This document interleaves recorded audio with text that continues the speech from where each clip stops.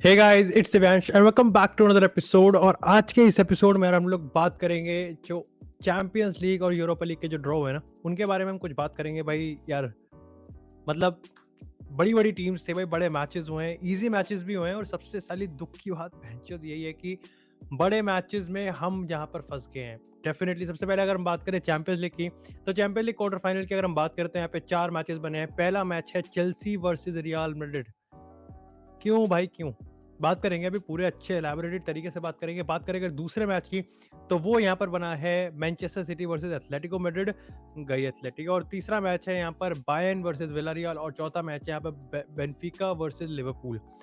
अब इसी के साथ ही सबसे पहले बात करें, अब अपने लास्ट मैच से उल्टा स्टार्ट करेंगे, क्योंकि देखो यार मतलब क्यों ही हम ज़्यादा टेक्निकल एनालिसिस तो क्या ही करेंगे यहाँ पर, जब पता है कि एक तरफा पिटाई होनी है यहाँ पर। लिवरपूल, अगर बेंफिका की मैं बात करूँ तो बेंफिका ने देखो करा तो है, देखो अनथिंकेबल थोड़ा करा तो है, उन्होंने एएक्स को बाहर किया है। लेकिन जिस तरीके से बाहर किया है ना, उसे देख के साफ पता चलता है कि yes definitely they are not only one of the weakest teams on the paper in this Champions League this year, but साथ ही साथ कहीं ना कहीं जिसके सामने वो है ना भाई, वो फाड़ देंगे भाई, वो पेपर निक्कर कपड़े सब फाड़ देंगे बेंफिका के, to be very very honest. और आप देखो इस टाई के बाद से ना लगातार इस चीज के आप कह दो काउंटर आर्ग्यूमेंट्स लगाए जा रहे हैं कि फाइनल में लिवरपूल आ सकती है। This is the definitely one of the big chances. और जिस तरीके से क्वार्टर फाइनल के और सेमीफाइनल के फिक्चर्स के वो बने ना कि कौन सा क्वार्टर फाइनल का विनर किस क्वार्टर फाइनल के साथ जाएगा, तो 1 2 और 3 4 है। यानी कि अगर लिवरपूल यहाँ पर ये मैच जीतती है, जो कि मोस्ट प्रॉब्ली यही होने वाला है, तो यहाँ पर उनका जो फेस होगा, जो उनका जो मैच होगा, वो होने वाला है यहाँ पे बायर्न वर्सेस विलारियल के मैच के विनर से। अब देखो लिवरपूल की मैं बात करूँ ना, तो देखो लिवरपूल के रिगार्डिंग आप में से काफी लोग भाई ये चीज हमेशा आर्ग्यू करते रहते हैं, एलिज करते हैं कि भाई लिवरपूल के रिगार्डिंग मैं हमेशा उनको डिस्क्रेडिट करता हूँ, यहाँ ड्यू क्रेडिट होता है मैं वहाँ क्रेडिट नहीं देता हूँ। देखो भैया सिंपल सी बात है, ऐसा नहीं है, to be very very honest with you, with due respect, with all the due respect, but Liverpool is a top class team. Liverpool class team है, और लिवरपूल को इस सीजन हराना, मैंने इसको पता नहीं कितने पॉडकास्ट पे कहा है कि ये लिवरपूल ना एक्चुअली में 1920 लिवरपूल से भी ज्यादा खतरनाक टीम है। जस्ट इमेजिन, वो मैं चैंपियंस लीग विनिंग टीम की बात कर रहा हूँ, ये लिवरपूल सही में कुछ काम कर सकती है। वैसे लिवरपूल तो काम कर देगी, लेकिन अगर बात करें दूसरे इजी फिक्सचर की, जो कि आने वाला है जो कि है बायर्न वर्सेस विलारियल की। अबे देखो ये एक्चुअली में इतना एक तरफा भी नहीं है, क्योंकि देखो हमें अब ये पता है एक तरफा इसलिए भी है क्योंकि सबसे पहले आप देखो साल्जबर्ग के पहले लेग में थोड़ा सा लग रहा था कि बायर्न थोड़ा सा डगमगा सकती है मामले में, और देखो जूलियन नेगल्समैन के अंडर हमने देखा है कि मामला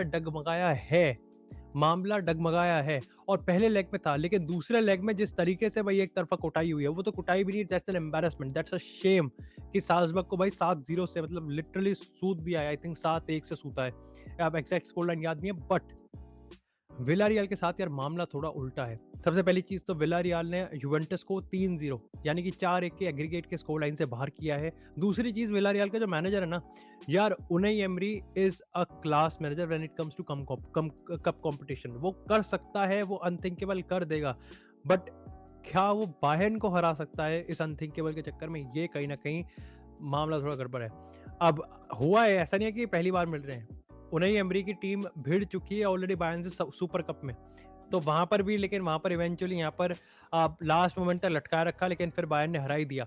अच्छा, एक जो है विलारियल के पास जो टीम्स अच्छे प्लेयर्स हैं, ऐसा नहीं है कि प्लेयर्स अच्छे नहीं है, they do really have players. चाहे हम डेनियल परेयो की बात करें, हम चुक्वेजे की बात करें, जेरार्ड मोरेनो की बात करें, तो कहीं ना, मैं अभी जेरार्ड रोमेरो का नाम लेने वाला था जो कि जर्नलिस्ट है, वह जेरार्ड मोरेनो की अगर हम बात करें तो उनके पास प्लेयर अच्छे हैं। लेकिन जब बात करें लेवेंडोव्स्की की, जब बात करें बायर्न के प्लेयर्स की, तो वो भस्म लगा के खड़े हुए हैं भाई, वो मतलब वो भाई वो राख कर देंगे। तो डेफिनेटली देखो, इन दो मैच का जो पर्पस था बताने का, वो सिंपल सा इतना है कि लिवरपूल वर्सेस बायर्न होने वाला है हमारा दूसरा सेमीफाइनल। ये बड़ा मैच हुआ, क्योंकि डेफिनेटली आप देखो बायर्न का गेम स्टाइल, लिवरपूल का गेम स्टाइल, इससे ज्यादा एंटरटेनिंग और हाई इंटेंसिटी मैच और क्या ही होगा। और दोनों ही टीम कहीं ना कहीं बहुत बड़े कंटेंडर हैं इस सीजन के चैंपियन लीग जीतने के, और ये चीज सेमीफाइनल में हो रही है, ये चीज काफी ज्यादा इंटरेस्टिंग है। लेकिन इसी साथ बात करें अगर तीसरे मैच की, जो कि city versus Atletico, just imagine United अपना मैच जीत जाती तो आज हमको चैंपियन लीग में मैनचेस्टर डर्बी देखने को मिलता। पर ठीक है, अब क्या ही कर सकते हैं, रो ही सकते हैं इसके अलावा। लेकिन सिटी भाई, सिटी एक ऐसी टीम जिसके प्रेस के मामले में आप बात करो, जिसके विजन के मामले में आप बात करो, जिसके आप पासिंग की बात करो, बेस्ट है। एथलेटिक जिसको आप कह सकते हो कि रिजल्ट ग्राइंड करना उनसे ज़्यादा बेटर किसी को भी नहीं आ सकता। अब मैं सादिक भाई वगैरह सादिक भाई हो गए, अंचित वगैरह सबसे मैं बात कर रहा था, तब ये पॉइंट बार-बार उठ रहा था कि why city will actually destroy Atletico Madrid, क्योंकि कहीं न कहीं सिटी का ना बार्सा का गेम स्टाइल काफ़ी ज़्यादा सिमिलर है। आप देखो बार्सा ने जिस तरीके से बैम्बूज़ल, जिस तरीके से लिटरली डिस्ट्रॉय करा था एथलेटिको, अब सबको पता है कि उनके पास वो डंबल था। अडामा ट्राओरे ने किस तरीके से ओन कर रखी थी विंग। क्या सिटी विद द, आपको पता है देखो पेप का जो विजन होता है और ज़ावी का विजन है काफ़ी हद तक सिमिलर है, लेकिन पेप के पास एक बहुत बड़ा एडवांटेज है, वो उसके प्लेयर्स हैं और कहीं ना कहीं खुद उसकी मैच्योरिटी लेवल और कोचिंग में उसका एक्सपीरियंस कि वो है भाई, तो ठीक है। ये चीज़ बहुत बहुत बड़ा एडवांटेज है सिटी के लिए कि वो लिटरली एथलेटिको को तोड़ देंगे। लेकिन अगेन फिर मैं वही चीज़ बोल रहा हूँ, एथलेटिको के साथ सबसे बड़ी प्रॉब्लम यहाँ पर यही है कि एथलेटी है भाई, वो कुछ भी कर सकती है। मतलब आप समझ रहे हो ना, तो मतलब वो उसने लिवरपूल को भी एनफील्ड पे, मैं यूनाइटेड वाले मैच से मैं पहले वही डर रहा था कि उन्होंने प्राइम लिवरपूल को उन्होंने बाहर किया है, और यहाँ पर भी मैं इसी चीज़ से डरूंगा कि अगर यहाँ पर सिटी जो कि कहीं ना कहीं थोड़ा बहुत तक ऐसा है कि लो ब्लॉक से थोड़ा अगर इरिटेट कर देती है सिटी को, तो प्रॉब्लम में सिटी आ सकती है। बट अगेन मेरे को लगता है कि सिटी यहाँ पर हैवी वेट्स होगी और फेवरेट होगी। लेकिन इसी के साथ बात करते हैं हमारे बॉक्स ऑफिस मैच की, और देखो इस बार चैंपियंस लीग के ये पूरे क्वार्टर फाइनल का सबसे बड़ा हाईलाइट होने वाला है, और वो है यहाँ पे रियल मैड्रिड वर्सेस चेल्सी। अब देखो गांड तो फट रही है, सीधी सी बात है, देखो गांड तो फट रही है और फटनी भी चाहिए। देखो मैं शुरुआत से एक चीज कह रहा था कि ये जो चेल्सी में वाइब है ना कि अस वर्सेस द वर्ल्ड, ये जो चेल्सी में जो पैशन है ना, ये जो उनका, आप देखो मैं ये तो हमेशा कहता हूँ कि हर मैनेजर कहीं ना कहीं काफी ज्यादा पैशनेट होता है, काफी ज्यादा कमिटेड होता है, लेकिन टुकल ना उसको एक अलग ही लेवल पे ले जाता है when it comes to this version of Tuchel. आप देखो जब ये पूरा सिचुएशन चल रहा था, ये सब कहीं ना कहीं ऐड करे लगा रहे थे कि भाई चेल्सी में ये जो अनवांटेड सिचुएशन है, अनप्रिडिक्टेबल सिचुएशन है, इससे कहीं ना कहीं चेल्सी बहुत ज़्यादा सफ़र करेगी। और यहाँ तक भी बात थी, आप बाबा के साथ में जब डिबेट कर रहा था, वहाँ तक ये भी सवाल उठे थे कि टॉप 4 फिनिश तक तो नहीं आ जाएंगे हम। लेकिन अब आप देखो they are just cruising away, और व्हाट इज बिहाइंड ये पूरे टैक्टिकल एनालिसिस की हम बात करें, पूरे टैक्टिकल एडवांटेज की बात करें, प्लेयर सुप्रीमेसी की बात करें, उनके ऊपर जो बहुत सबने अंडररेट करी थी वो थी उनका पैशन, उनका कमिटमेंट और उनकी ड्राइव कि भाई अस वर्सेस द वर्ल्ड, जब ऐसी चीज होती है ना तो कहीं ना कहीं फटना लाजमी होता है। और यहाँ पर लेकिन ऐसा भी नहीं है कि मैड्रिड के पास मोटिव नहीं है, ऐसा भी नहीं है कि मैड्रिड के पास वो वाइब नहीं है, उन्होंने पीएसजी को बाहर किया है। देखो मैं अभी डेफिनेटली इलैबोरेटेड तरीके से बताऊंगा क्यों दोनों चीज डिफरेंट है, लेकिन मैं जब वाइब की बात करता हूं तो वाइब होती है।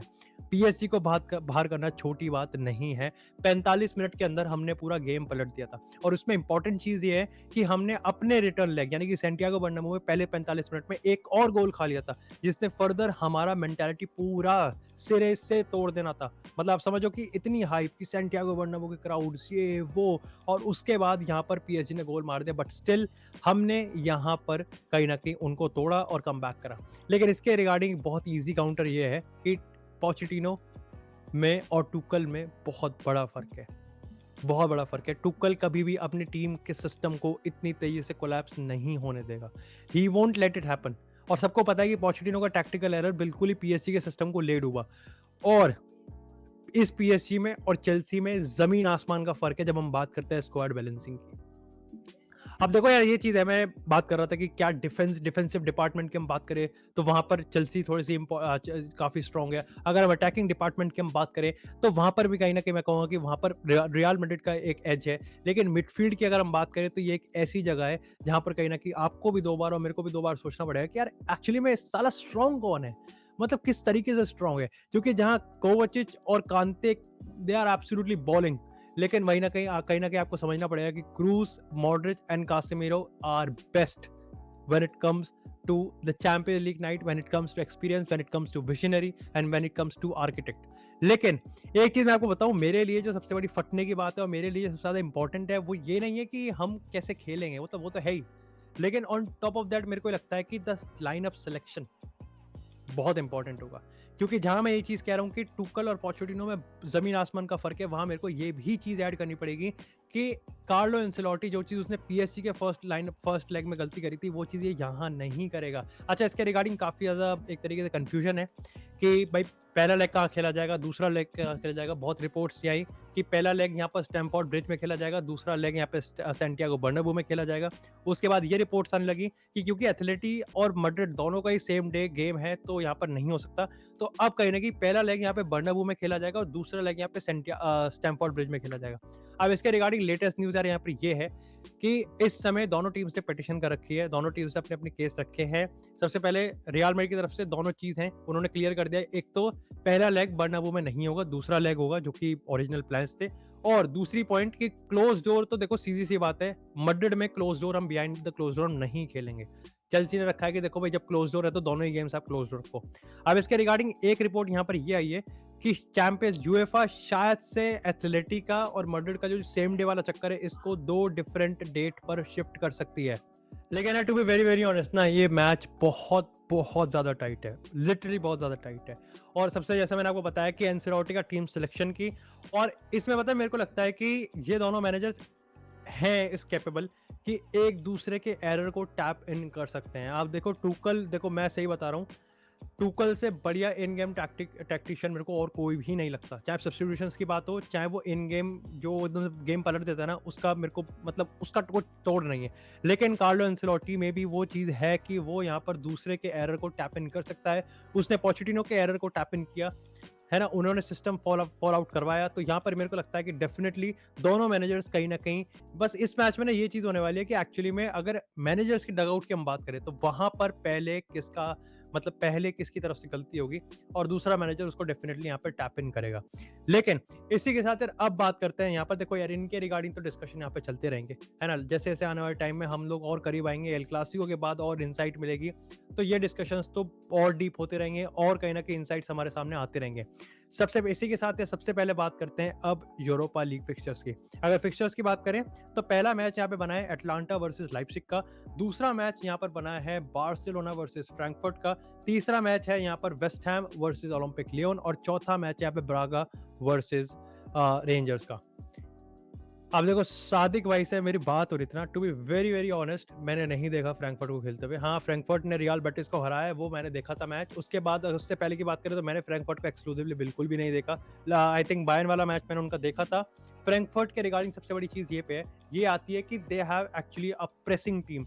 वो प्रेस रेजिस्टेंट आप नहीं कह सकते एक तरीके से, लेकिन काउंटर प्रेस वो बहुत अच्छी तरीके से करते हैं।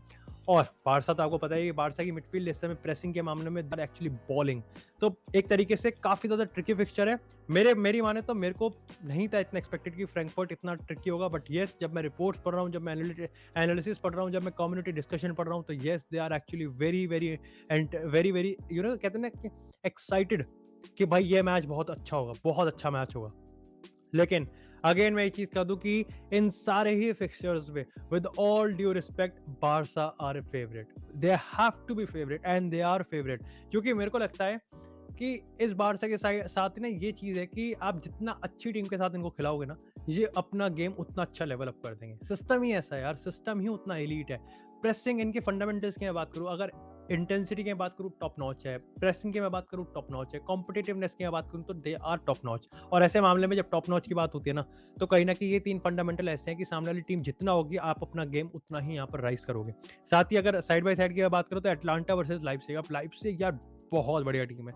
देखो उनके सारे प्लेयर्स, गुलाक्सी की बात कर लो, क्लोस्टरमन की आप बात कर लो, एनकुकू की हम बात करें, लेकिन कहीं ना कहीं जहां तक मेरी नॉलेज है, जहां तक मैंने इस समय लाइप्जिग के बारे में पढ़ा है, सुना है, देखा है, थोड़ी सी अनस्टेबल है। कहीं ना कहीं बुंदेसलीगा में की बात करें या फिर कहीं मैनेजर्स को लेकर जहाँ पे जैसा मामला था कि जैसे मार्च पहले लाइप्जिग से नेगल्समैन चले गए, फिर जैसे मार्च को यहाँ पे जाना पड़ा, उसके बाद अब जो है तो थोड़ा सा यहाँ पे मामला डगमगाया हुआ है।